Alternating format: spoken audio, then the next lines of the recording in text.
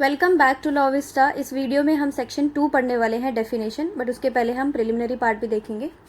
इसके पहले वाले वीडियो में मैंने डिस्कस किया था लिमिटेशन एक्ट का हिस्टोरिकल बैकग्राउंड। अगर आपने वो वीडियो नहीं देखा है तो पहले वो वीडियो देख लीजिए, तो एक सीरीज़ आपके पास में बनी रहेगी।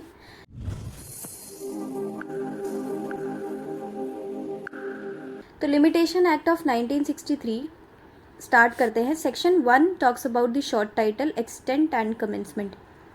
सेक्शन 1 हमें बता रहा है कि लिमिटेशन एक्ट, ये जो एक्ट है हमारे पास में, उसका नाम क्या है? Limitation Act of 1963। ये एक्सटेंड होता है to the whole of India, यानी पूरे भारत पे ये लागू होता है। सबसेक्शन 3 बताता है कि इसका एनफोर्समेंट डेट क्या होगा। When the central government may by notification in the official gazette appoint. तो सेंट्रल गवर्नमेंट ने कौन सी डेट अपॉइंट की? The date is 1 January 1964। तो 1 जनवरी 1964 को जो लिमिटेशन एक्ट है 1963 का, वो फोर्स में आता है। उसके बाद में हम आते हैं सेक्शन 2 पे, जहाँ पे डेफिनेशन की बात होती है। डेफिनेशन में सबसे पहली डेफिनेशन है एप्लीकेंट की। तो एप्लीकेंट में यहाँ पे हमें 3 बातें बताई गई हैं। सबसे पहला कि एप्लीकेंट में पेटिशनर भी इंक्लूड होता है।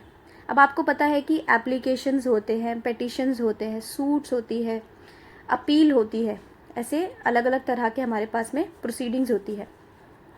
तो यहाँ पर जो एप्लीकेंट की डेफिनेशन है उसमें पेटिशनर को भी इंक्लूड किया गया। जब एक पेटिशन फाइल होता है तो उस पेटिशन में जिसने उस पेटिशन को फाइल किया है, मतलब पेटिशनर, वो भी एप्लीकेंट की डेफिनेशन में आता है in the limitation Act of 1963।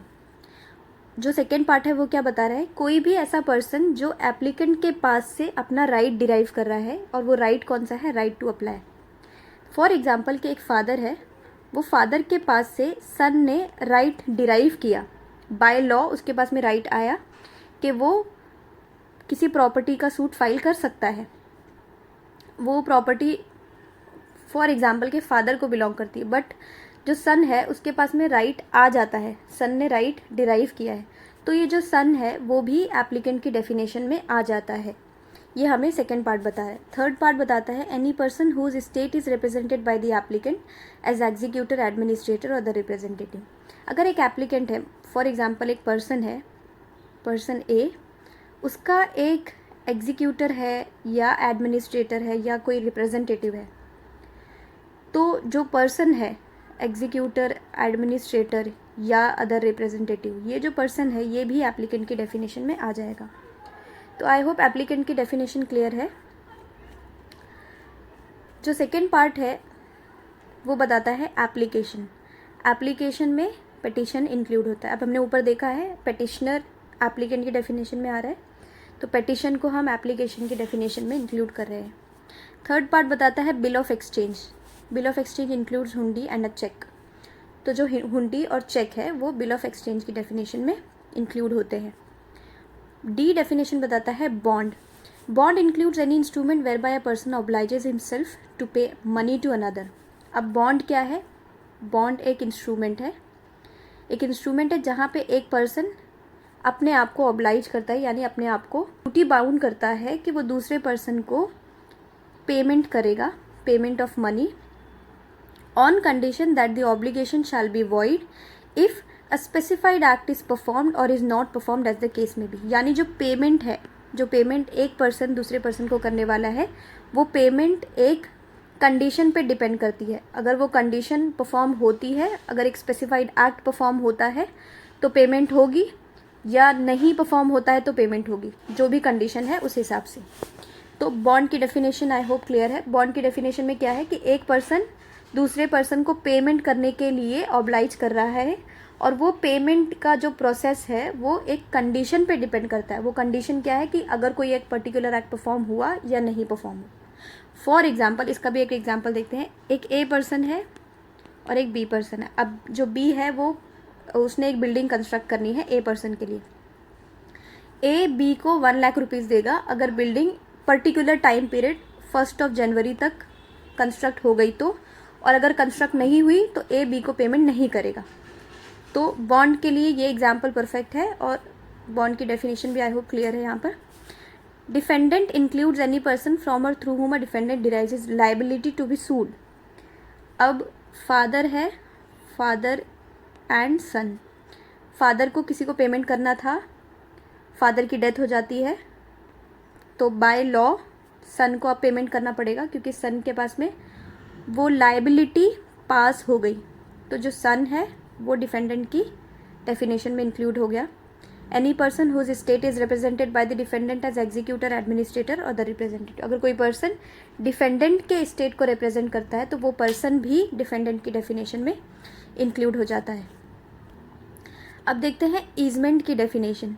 Easement में क्या बताया जा रहा है? Include a right not arising from a contract.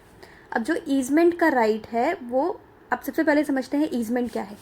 Easement होता है कि आपके पास में किसी दूसरे पर्सन का right to way, right to light या जो भी है उसका प्रॉपर्टी पे से आपके पास में आता है और उसके लिए कोई कॉन्ट्रैक्ट नहीं है। फॉर एग्जांपल कि आप यहाँ पे रहते हैं, यहाँ पे दूसरे पर्सन का घर है यहाँ पर, और यहाँ से आपको इस तरफ जाने के लिए ये एक रास्ता है, ये रास्ता आपको यूज़ करना पड़ेगा। तो अगर आप बहुत सालों से ये रास्ता यूज़ कर रहे हैं, यहीं से आप जाते हैं, तो ये जो राइट टू वे है, इस रास्ते को यूज़ करने का जो राइट है वो राइट आपके पास में आ जाता है। इस राइट के लिए आपने और उस पर्सन ने कोई कॉन्ट्रैक्ट नहीं किया, बट वो जो राइट है आपके पास में, वो राइट आपके पास है विदाउट एनी कॉन्ट्रैक्ट।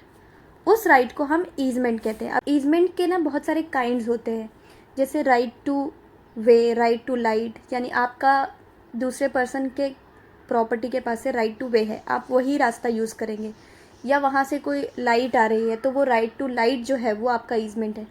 तो इसी तरह से एक आपका ईजमेंट होता है प्रॉफिट ए प्रेंद्रे, ये एक लैटिन टर्म है। ये भी आपका एक काइंड ऑफ ईजमेंट होता है, जहाँ पर एक पर्सन के पास में दूसरे पर्सन के प्रॉपर्टी से सॉइल या क्रॉप या कोई भी पार्ट ऑफ द लैंड वो लेकर आ सकता है। ये राइट होता है एक पर्सन के पास दूसरे पर्सन की प्रॉपर्टी पर। यह भी एक काइंड ऑफ ईजमेंट है। यही वाला जो काइंड है ये हमें लिमिटेशन एक्ट में डिफाइन किया गया है।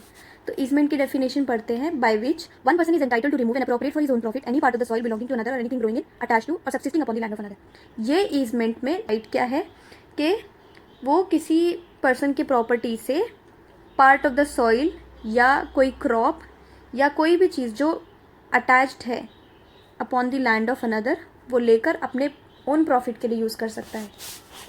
ठीक है, तो डेफिनेशन ईजमेंट की आई होप क्लियर है। यहाँ पर आगे हमें बताया जाता है foreign country. Foreign country means any country other than India. India को छोड़ के जो जितनी भी कंट्रीज़ है वो फॉरेन कंट्रीज़ है। गुड फेथ, गुड फेथ में क्या बताया जा रहा है? Nothing shall be deemed to be done in good faith which is not done with due care and attention. कोई भी चीज़ जो ड्यू केयर एंड अटेंशन के साथ नहीं की गई है वो गुड फेथ में नहीं की गई है, ऐसा माना जाएगा। प्लेंटिफ इंक्लूड्स, प्लेंटिफ में कौन कौन इंक्लूड होता है? कोई भी पर्सन जिसके पास से प्लेंटिफ ने अपना राइट डिराइव किया है या जिसका स्टेट रिप्रेजेंट किया जाता है by the plaintiff as executor, administrator और अदर रिप्रेजेंटेटिव। प्लेंटिफ के बाद डेफिनेशन आती है पीरियड ऑफ लिमिटेशन की। पीरियड ऑफ लिमिटेशन की जो डेफिनेशन है यहाँ पे हमें दो चीज़ें डिफाइन की गई है, एक है पीरियड ऑफ लिमिटेशन और एक है prescribed period. Period of limitation means the period of limitation prescribed for any suit, appeal और एप्लीकेशन बाय द शेड्यूल।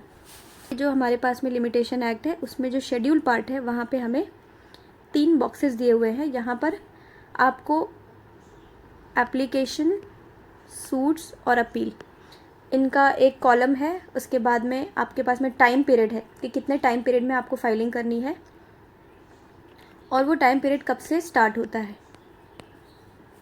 तो ये जो हमारे पास में टाइमिंग दी गई है यहाँ पर शेड्यूल पार्ट में, वो टाइमिंग पीरियड ऑफ लिमिटेशन कहलाती है। The period of limitation prescribe for any suit, appeal और एप्लीकेशन बाय द शेड्यूल। जो हमें शेड्यूल में टाइम पीरियड दिया गया है वो टाइम पीरियड हमारा पीरियड ऑफ लिमिटेशन है। अब प्रिस्क्राइब्ड पीरियड क्या होगा?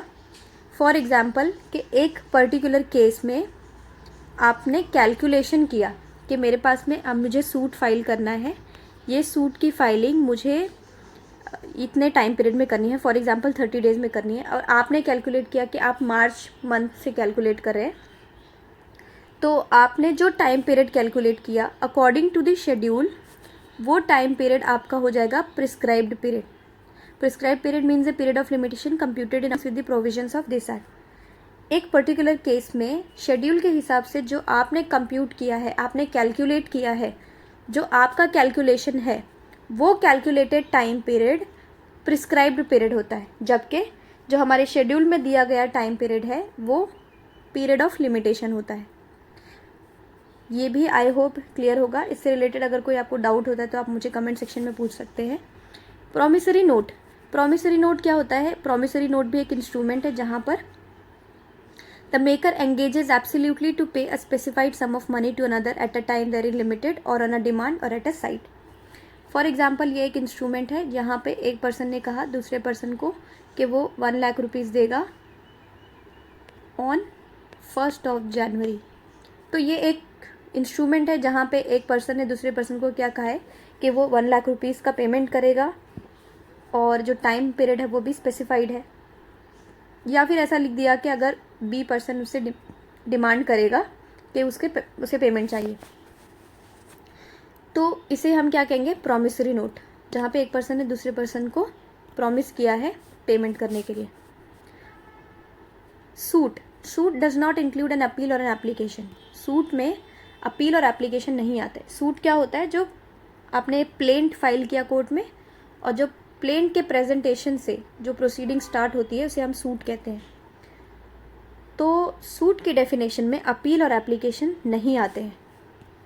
उसके बाद में डेफिनेशन है टॉर्ट की। Tort means a civil wrong which is not exclusively the breach of a contract और the breach of trust. Tort क्या है? एक सिविल रॉन्ग है जो ब्रीच ऑफ कॉन्ट्रैक्ट नहीं है और ब्रीच ऑफ ट्रस्ट नहीं है। सिविल रॉन्ग क्या होता है? जैसे न्यूसेंस हो गया, आपने अपने नेबर को अनॉय किया, बट अगर ब्रीच ऑफ कॉन्ट्रैक्ट हुआ है या ब्रीच ऑफ ट्रस्ट हुआ है तो उसे हम टॉर्ट नहीं कहेंगे, वो अलग बात है यहाँ पे। इसके बाद में आती है डेफिनेशन ट्रस्टी की। Trustee does not include a benamidar mortgagee remaining in possession after the mortgage has been satisfied और a person in wrongful possession without title. तो ट्रस्टी में ट्रस्टी कौन है ये नहीं बताया गया, बल्कि ये बताया गया कि ट्रस्टी कौन नहीं है।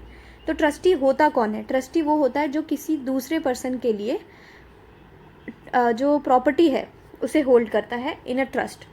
तो ट्रस्टी कौन हो जाएगा? जो किसी दूसरे पर्सन के लिए प्रॉपर्टी होल्ड करता है या प्रॉपर्टी की देख रेख करता है। तो उसमें बेनामीदार नहीं आता। अब बेनामीदार कौन होता है? बेनामीदार वो पर्सन होता है जो किसी दूसरे पर्सन के लिए प्रॉपर्टी का ओनर होता है।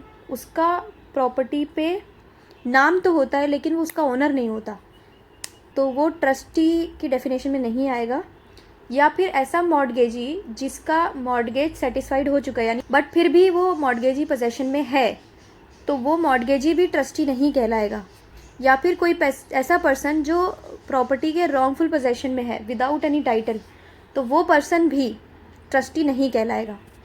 तो ट्रस्टी की डेफिनेशन में कौन नहीं आता है ये हमें बताया गया यहाँ पर। यहाँ तक के आई होप डेफिनेशन सारी क्लियर होंगी। फिर भी अगर कोई डाउट रहता है तो आप मुझे कमेंट सेक्शन में पूछ सकते हैं। और अगर अभी तक के आपने चैनल को सब्सक्राइब नहीं किया है तो do subscribe to this channel, like this video. तो मिलते हैं नेक्स्ट वीडियो में जहाँ पे हम डिस्कस करेंगे सेक्शन नंबर 3।